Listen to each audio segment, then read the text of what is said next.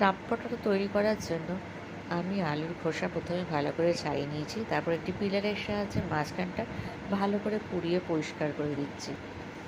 এরপর আমি শুকনো খোলায় শুকনো লঙ্কা আর ধনে, জিরে, এলাচ আর দারচিনি ভালো করে ভেজে গ্রাইন্ড করে নিয়েছি। আলুগুলো এরপর আমি অল্প একটু নুন দিয়ে জলে সিদ্ধ বসিয়ে দিয়েছি। আর গ্রেভির জন্য আমি কাঁচা লঙ্কা, আদা, ধনেপাতা আর ভাজা মশলার গুঁড়ো দিয়েছি কিছুটা, আর পোস্ত একসঙ্গে গ্রাইন্ড করে আমি গ্রেভিটা তৈরি করে নিয়েছি। এরপর আলুগুলো একটু নুন দিয়ে হলুদ দিয়ে ভাজা বসিয়ে দিয়েছি।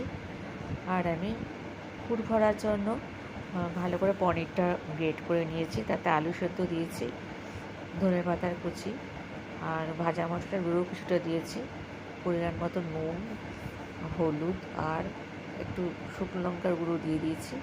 তারপরে এটাকে ভালো করে মেখে নিচ্ছি, একসাথে মিশিয়ে নিচ্ছি।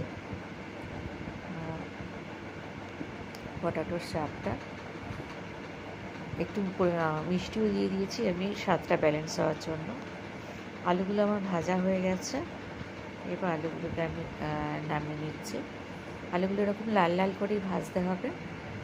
আর তারপরে আমি এই বাকি তেলটার মধ্যে আমি যে গ্রেভিটা করে রেখেছিলাম সেটা আমি দিয়ে দিলাম।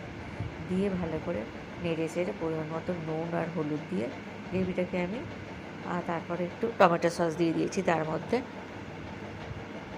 এরপর ভালো করে নাড়িয়ে চাড়িয়ে মিশিয়ে নিয়ে আমি এটা একটু কষতে দিলাম মশলাটা।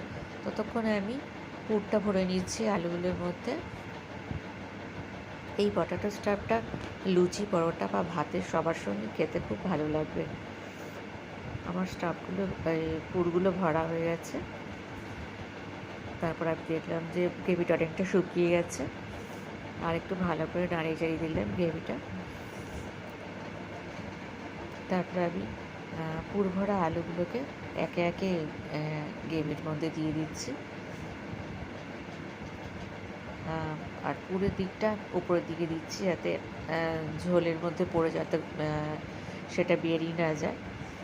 আর বাকি যে আমার পুরটা ছিল সেগুলোকে ভালো করে আমি বল করে করে সেটা আমি গ্রেভির মধ্যে দিয়ে দিয়েছি। এরপর গ্রেভির মধ্যে আমি একটু জল দিয়ে দিলাম। জল দিয়ে একটুখানি ফুটতে দেবো। তারপর তার মধ্যে ওপর থেকে একটু ঘি ছড়িয়ে দিয়েছি ভালো গন্ধ হওয়ার জন্য। ব্যাস রেডি আমার